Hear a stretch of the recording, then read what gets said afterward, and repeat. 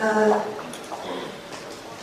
Today, I would like to talk about my understanding about social integration and share with you what I find in my studies. My research team has been focusing on empirical studies about social integration of Chinese rural migrants. This is Shane. Can I suggest that you do it in Chinese, so maybe the flow will be easier for you, and we can all listen in, if you don't mind. Oh, she's prepared. No, okay. You know, China, the number of the floating population is 260 million right now. It has over 80% are rural migrants, and it will grow up in the foreseeable future. We think their social integration includes 4 aspects. The first one should be the economic integration. That means similar occupation, similar income with urban natives. And second one should be the social and the cultural integration. Means a similar social network and the social resources, similar attitudes and behaviors, and similar lifestyles. And the third one should be the psychological integration, means taking themselves as a part of the immigrant cities. And the last one should be the political integration. Here it refers to participation of the political activities in cities. The migrants' social and cultural integration of the rural migrants is lower than economic one.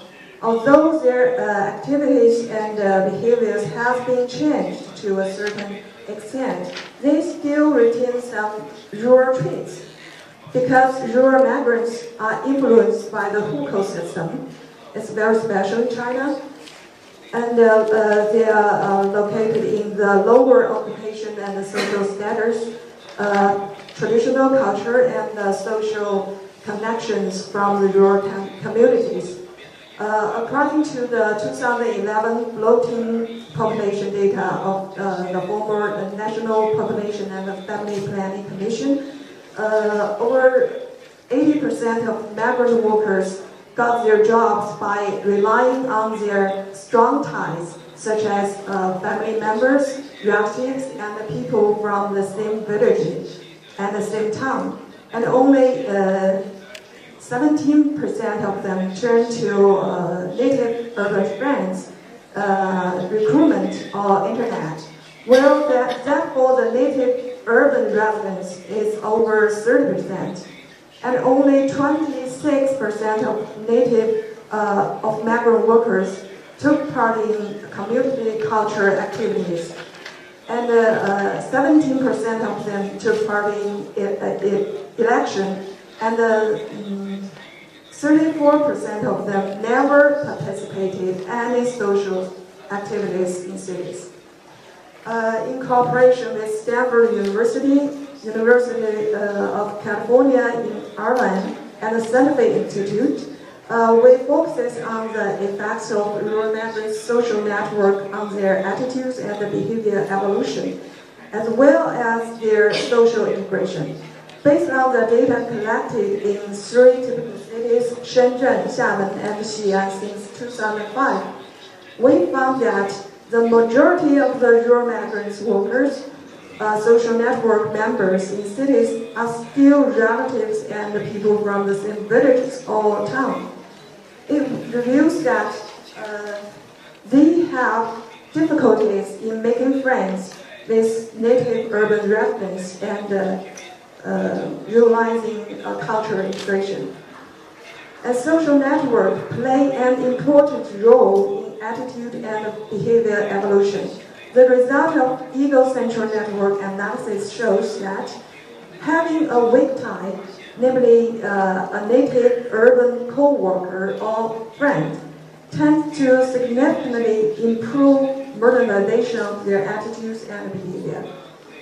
It reveals that their attitude and behavior evolution is a dynamic process in which they have been influenced by their social network members.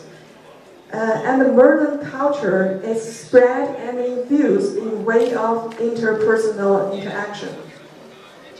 After migration, rural migrants' attitude and behaviors changed greatly by later first marriage, greater tolerance of the premarital pregnancy, and women's out-migration for work. Rural migrants are marginalized and a vulnerable group. They usually isolated from the host society. Improving social integration and accelerating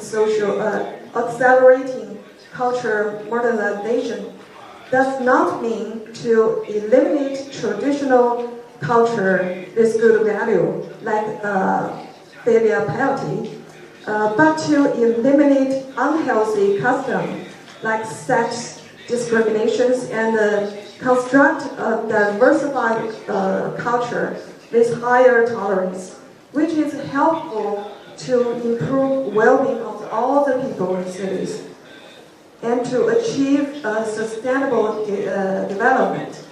To help rural migrants having more weak ties, governments could give them more equal and convenient opportunities to participate in social activities like exhibition of rural handicraft and art, and so on. Meanwhile, training volunteers and full-time government staff to provide social services to those rural migrants, and encouraging rural migrants themselves to be the formal officials of local community government and the human resources department of the enterprises are feasible and effective. All of this help to enhance understanding of the two groups and improve social integration by reconstructing their social network. Thanks.